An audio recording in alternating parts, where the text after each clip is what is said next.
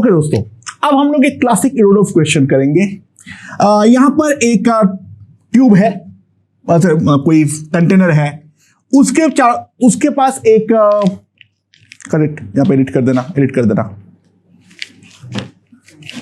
Okay दोस्तों, अब हम लोग एक क्लासिक इरोडोव क्वेश्चन करते हैं। हमारे पास एक कंटेनर है, उस कंटेनर पे लगा हुआ है एक नैरोइंग ट्यूब जिसका रेडियस हमारा लीनियरली डिक्रीज कर रहा है। ये वाले एंड का जो हमारा क्रॉस सेक्शनल एरिया है वो है S1 और यहां पर जो क्रॉस सेक्शनल एरिया है वो है S2। जो लिक्विड का डेंसिटी है वो है रो। यहां पर जो हाइट है वो अगर हमारा h है, तो सवाल ये है ये वाले जो नैरोइंग ट्यूब है इसके ऊपर कितना फोर्स लग रहा है, that we have to calculate. Let's सी।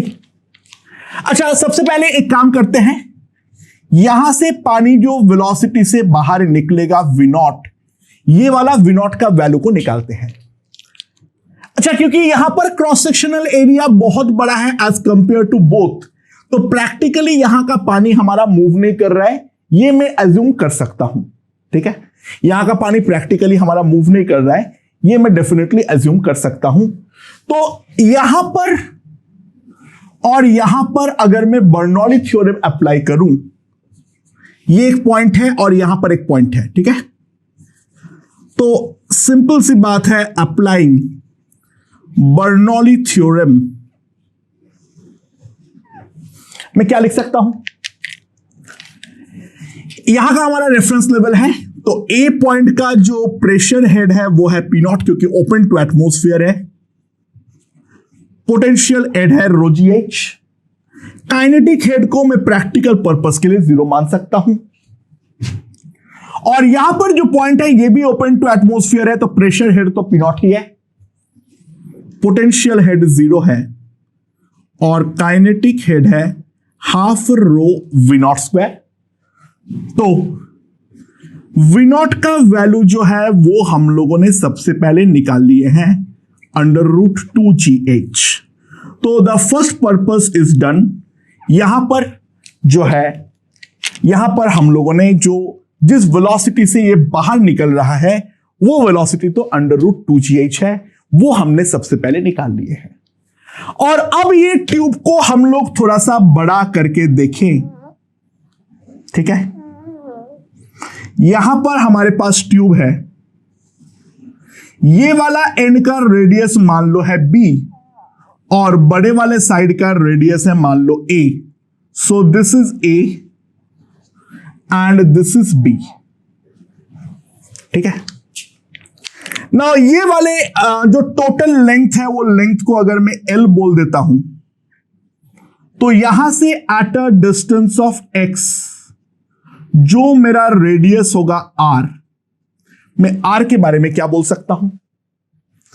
दोस्तों ध्यान दो, यहां पर दो वैल्यूज में पहले लिख लेता हूं। S1 जो है वो है πa² और S2 जो है वो है मेरा πb²।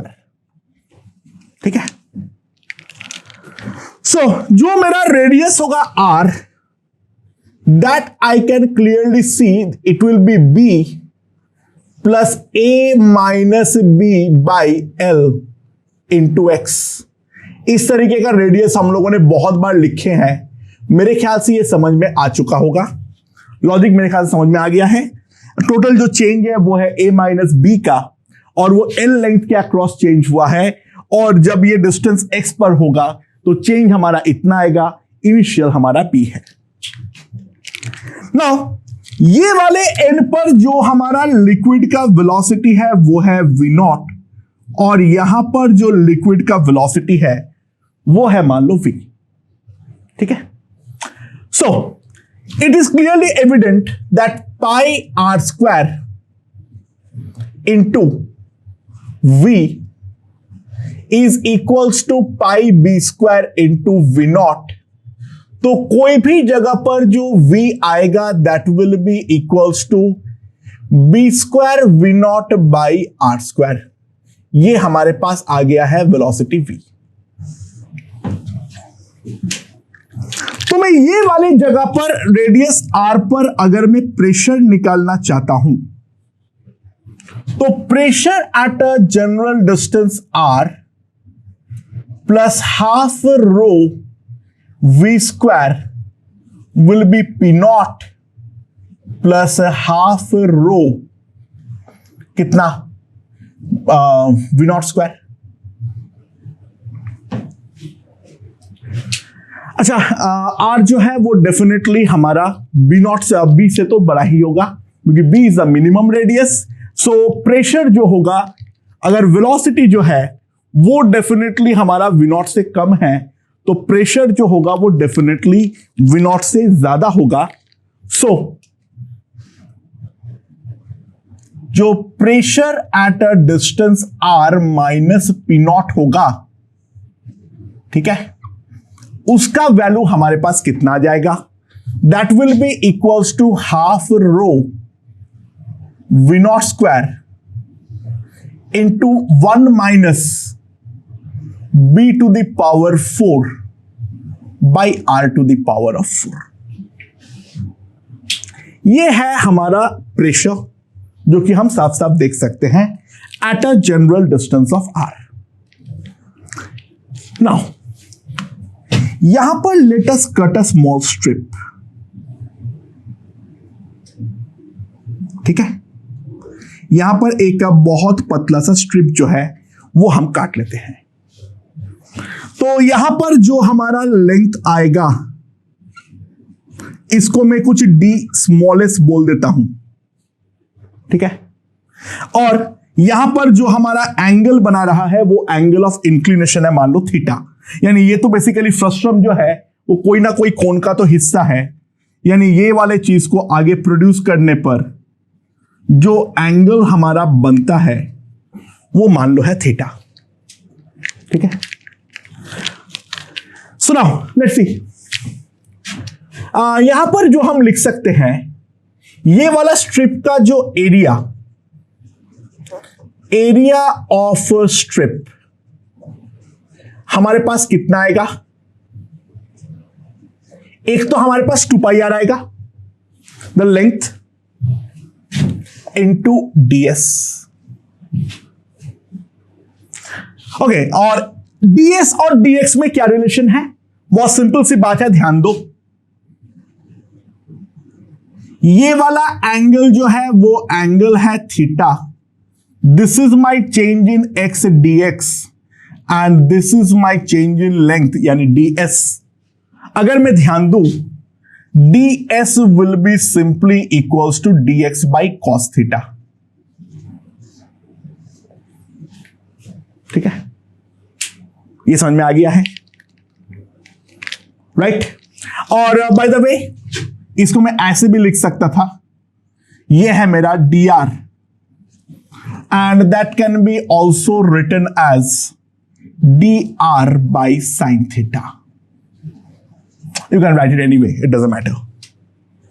तो सब कुछ अगर मैं r के वेरिएबल्स में करता हूं तो मेरे पास जो आ जाएगा, dA will be equals to 2 pi r into dr by sin theta, ठीक है। और इसके ऊपर जो फोर्सेस लगेंगे, देखो ये वाले टुकड़े के ऊपर हमेशा रेडियल फोर्स लगने वाला है, और वो वाले फोर्स का एक कंपोनेंट जो है वो हमारा हॉराइजेंटल होने वाला है। Be very clear about it. इसके ऊपर जो फोर्सेस लगेगा वो तो इसके परपेंडिकुलर लगने वाला है, यानी समथिंग लाइक दिस, P के कारण और P नॉट के कारण जो है वो हमारा ऐसे लगने वाला है। मैं थोड़ा सा साइड में ड्रॉ कर रहा हूं जो कि वहां पे गंदगी ना मचे। तो उसके चलते जो फोर्स होगा, इसका 2 कंपोनेंट होगा, ऐसा और ऐसा, और यहां पर भी कंपोनेंट होगा ऐसा और ऐसा। ना ये वाले कंपोनेंट्स जो है वर्टिकल कंपोनेंट, वो तो हमारा डायमेट्रिकली ऑपोजिट कैंसिल हो जाएगा। तो जो कंपोनेंट हमारे पास बचेगा वो केवल और केवल हॉराइजेंटल कंपोनेंट बचेगा। This angle is theta. तो ये वाले टुकड़े के ऊपर जो नेट हॉराइजेंटल फोर्स होगा dF, that will be P1 minus PR minus P naught into DA into sin theta. क्योंकि साइन कंपोनेंट हमारा काम का है, ऑब्वियसली पी आर बड़ा है पी नॉट से, यानी डायरेक्ट फोर्स जो है वो हमारा टुवर्ड्स राइट लगने वाला है। So P R minus P not का वैल्यू तो मैं पहले से ही निकाल रखा हूं, that's excellent. So that will be equals to half rho V not square 1 minus B to the power 4 by R to the power 4 2 pi R D R by sine theta into sine theta आ जाएगा मेरे पास। So now sine theta is cancelled, तो जो केवल are के term बच रहा है वही आर के टर्म मेरा काम का है। By the way half rho V not square, इसका वैल्यू जो है वो हम देख सकते हैं, it will be simply rho G H, it will be 2 pi rho G H. बाकी जो टर्म बच रहा है that is R D R minus B to the power 4 by R cube into D R, ये हमारे पास आने वाला है DF. Okay, so now net force F जो कि टुवर्ड्स राइट लगने वाला है 2 pi rho G H integral R D R, जहां पे ये इंटीग्रेट होगा कहां से कहां तक, आर का इनिशियल वैल्यू ए से फाइनल वैल्यू बी तक, सॉरी उल्टा बोल रहा हूं, सॉरी बी से ए तक, minus B to the power 4 integral D R by R cube from B to A, ये हमारे पास आ जाएगा। अब यहां से हमारा मैनिपुलेशन चालू हो रहा है, that is equals to 2 pi rho G H, यहां पर आ जाएगा मेरे पास A square minus B square by 2, और यहां का टर्म क्या आएगा minus B to the power 4 by 2, यहां पे प्लस कर दो, और यहां पर आ जाएगा मेरे पास 1 by A square minus 1 by B square. Okay, तो 2 तो काट के खुश हो जाओ, that will be rho G H,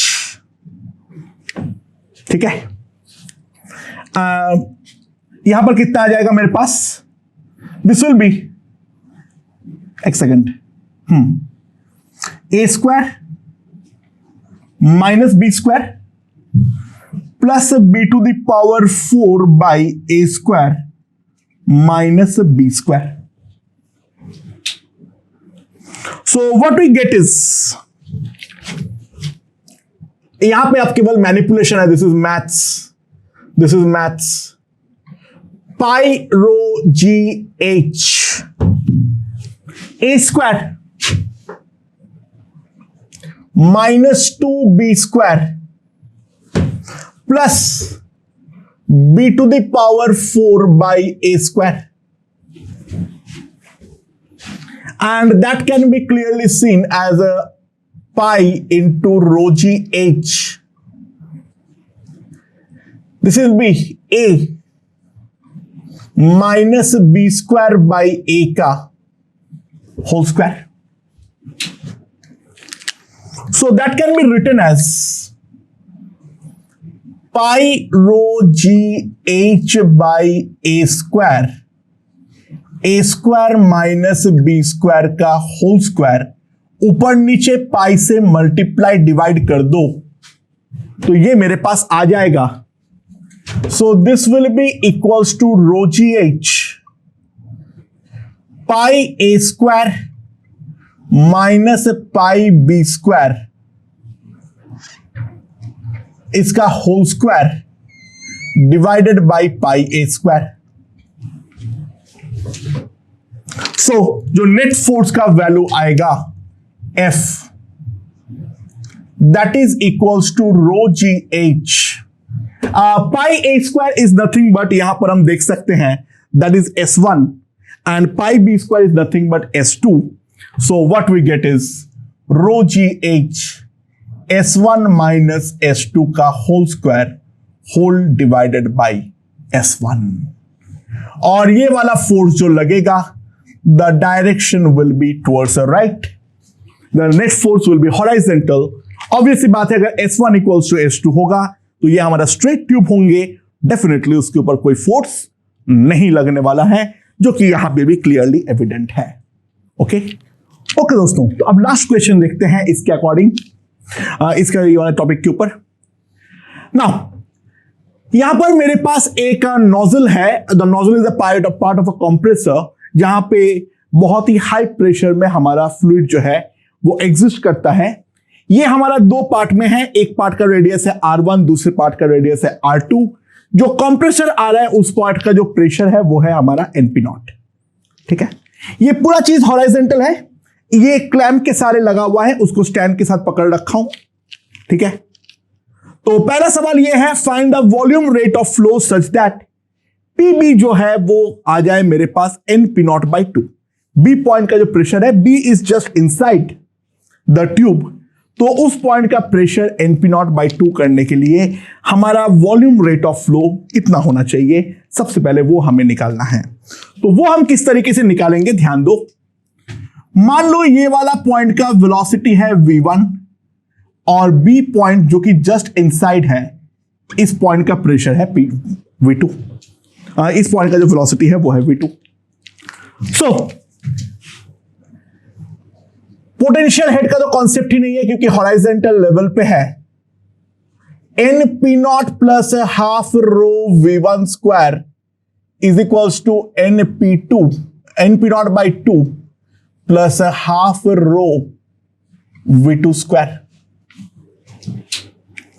तो 2 तो काट के खुश हो जाओ. तो मेरे पास जो आएगा that is rho V2 square minus V1 square, that is equals to NP0. ये पहला इक्वेशन आएगा. बट A और B पॉइंट पर इक्वेशन ऑफ कंटिन्यूटी भी वैलिड होना चाहिए. तो pi R1 square into V1 must be equals to pi R2 square into V2. Pi is cancelled, तो R1 square V1 must be equals to R2 square into V2. ये अगला है. अब अपने मर्जी से किसी भी एक को एलिमिनेट कर दो. मैं चलो V2 को एलिमिनेट कर रहा हूं. सो रो इंटू V2 स्क्वायर में क्या लिख सकता हूं, V1 square into R1 to the power 4 by R2 to the power 4 minus V1 square, that must be equals to NP0. ये हमारे पास आएगा. तो यहां से जो मेरे पास V1 स्क्वायर का वैल्यू आ रहा है that is NP0 R2 to the power 4 by rho into R1 to the power 4 minus R2 to the power 4. So what we get is V1 equals to R2 square into under root NP0 by rho R1 to the power 4 minus R2 to the power 4. ये हमारे पास V1 है. यहां पर cross sectional area जो है that is pi R1 square. So volume rate of flow जो हमारे पास आएगा Q, volume rate of flow Q is equals to pi R1 square into V1. तो Q मेरे पास आ जाएगा pi R1 square R2 square under root NP0 by rho into R1 to the power 4 R2 to the power 4. ये हमारे पास volume rate of flow पहले part का आ चुका है. ठीक है, सेकेंड पार्ट बहुत ही ज्यादा आसान है. क्या बोला है, अगर कोएफिशिएंट ऑफ फ्रिक्शन ये है हमारे पास कितना, म्यू। तो हमारा रेडियल प्रेशर जो है वो हमारा कम से कम कितना लगना चाहिए, जो कि ये हमारा खुल के बाहर ना आ जाए। नोजल के ऊपर जो फोर्स लग रहा है that is equals to F. तो बहुत सिंपल सी बात है, जो हमारा फ्रिक्शनल फोर्स होगा वो भी हमारा एफ होना पड़ेगा। एंड इसके बारे में अगर हम ध्यान दें, so that must be less than और equals to mu N. N is a radial normal. Radial normal कैसे लग रहा है वो मेरे ख्याल से समझ में आ चुका है। अगर मैं इसका साइड व्यू लूं तो मेरे लिए दिखाना थोड़ा आसान होगा। जो नॉर्मल लग रहा है वो हमारा इस तरीके से लग रहा है, ठीक है। ऑब्वियसली बात है, नेट नॉर्मल फोर्स तो हमारा 0 हो जाएगा, लेकिन रेडियल नॉर्मल का जब मैं फ्रिक्शन में कन्वर्ट करूंगा तो वो सारे के सारे डायरेक्शन हमारा एडअप होगा। तो नॉर्मल का अगर मैं मैग्नीट्यूड निकालूं वो मेरे पास कितना आ जाएगा, एफ बाई म्यू। एंड ये वाला नॉर्मल जो एरिया पे लग रहा है that is 2 pi r1 into B. तो जो हमारा रेडियल प्रेशर होगा that must be equals to normal by 2 pi r1 into B. तो रेडियल प्रेशर का मिनिमम वैल्यू जो हमारा होना चाहिए वो कितना है, F by 2 pi mu r1 into P. It's a very very very very simple question. मेरे ख्याल से ये हमें समझ में आ चुका है, ठीक है, इसमें कोई दिमाग लगाने वाली बात नहीं थी। लास्ट पार्ट में ये बोला है, जो अगर बी के नजदीक में कहीं पर एक जगह पे छोटा सा छेद कर दे रहा हूं और वहां से अगर हमारा फ्लूइड बाहर नहीं निकल रहा है तो what should be the volume rate of discharge, यानी I am going for the limiting case. तो दोस्तों इस वाले पार्ट पे ध्यान दो। सिंपल सी बात है, fluid will not come out किस कंडीशन में, बी के ये वाले पूरा का पूरा हर जगह पर ही प्रेशर तो सेम ही होगा, क्योंकि पोटेंशियल हेड और काइनेटिक हेड सेम है। मैं छेद कहां पर कर रहा हूं डजंट मैटर। मान लो मैं यहां पर छेद कर दिया, it really doesn't matter the location. जो हमारा P एट बी होगा that must be less than और इक्वल्स टू P नॉट। अगर अंदर का प्रेशर हमारा P नॉट से कम हुआ तो इन दैट केस वो बाहर नहीं निकलेगा, अदरवाइज डेफिनेटली वो निकलेगा ही निकलेगा। सो दोस्तों अगर मैं इस चीज को देखूं, मैं लिमिटिंग केस के लिए सॉल्व कर रहा हूं, वापस ये पूरा सॉल्विंग हमें करनी पड़ेगी। उस पॉइंट का प्रेशर हमारा P नॉट होगा, तो again NP not plus half rho V1 square, यहां का pressure P not plus half rho V2 square. P not हमारा मैक्सिमम वैल्यू है और उसके करस्पॉन्डिंग जो है हमें मिनिमम वैल्यू ऑफ V1 मिलने वाला है। This is the minimum value of V1, ठीक है। सो हमारे पास जो V2 square minus V1 square आएगा that will be 2P not by rho into n-1, ये हमारे पास आ जाएगा, हाँ कि ना।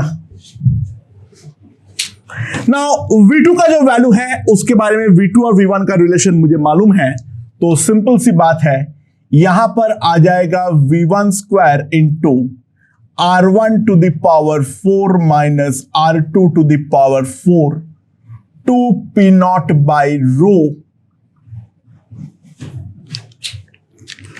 सो V1 का मिनिमम वैल्यू जो आएगा, this is the minimum value of V1, 2P not R2 square, ठीक है, by R2 to the power 4 into n minus 1 r1 to the power 4 minus r2 to the power 4, इसके पूरे का under root. तो इसके corresponding जो हमारा Q का मिनिमम वैल्यू आएगा that will be pi r1 square into v1 minimum, that is pi r1 square r2 square under root 2p0 into n minus 1 rho by r1 to the power 4 r2 to the power 4। तो Bernoulli और equation of continuity को apply करते हुए कुछ basic profiles of question जो है वो हम लोगों ने यहां पर सॉल्व कर चुके हैं। अब हम लोग देखेंगे बर्नौली थ्योरम के डिफरेंट एप्लीकेशंस। ओके